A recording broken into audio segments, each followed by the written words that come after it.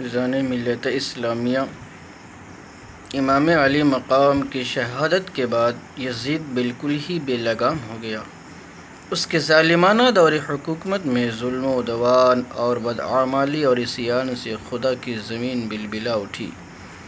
زنا، سود، شراب خوری اور حرام کاری کی ہر طرف گرم بازاری ہو گئی۔ نماز، روزہ، حج اور زکوٰۃ کی پابندیاں اٹھ گئیں اور شعائر اسلام کی علن اعلان بے حرمتی ہونے لگی۔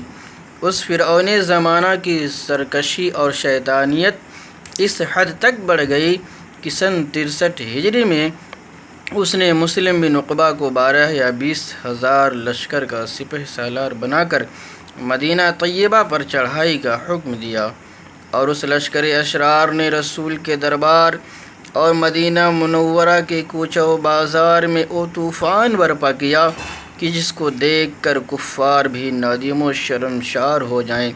ان فرعون صفت خونخواروں نے 700 صحابہ کرام کو انتہائی بے دردی کے ساتھ شہید کر دیا اور دوسرے عام مسلمانوں کو ملا کر 10,000 مومنین کو ذبح کر ڈالا۔ ان شیطانی فوجداروں نے مسجد نبوی کے ستونوں میں گھوڑے باندھے اور اہل مدینہ کے ساتھ ایسی بدتمیزیاں کیں کہ ان کے تصور سے بھی جسم کا رونگٹا اور بدن کا بال لرزہ براندام اور نڈھال ہو جاتا ہے۔ پھر یہی طاغوتی لشکر مکہ مکرمہ پر حملہ آور ہوا۔ راستے میں امیر لشکر مر گیا اور تو دوسرا سپہ سالار مقرر ہوا۔ ان شیطانوں نے کعبہ معظمہ پر سنگ باری کی اور حرم محترم میں نجاست پھینکی۔ پھر کعبہ معظمہ میں آگ لگا دی جس سے غلاف کعبہ اور چھت جل گئی اور کعبہ کے تمام تبرکات کو جلا ڈالا۔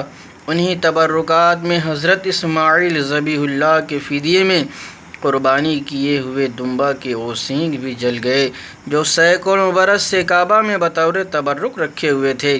کئی دنوں تک کعبہ بے غلاف رہا اور باشندگان حرم سخت تکلیفوں اور مصیبتوں میں مبتلا رہے۔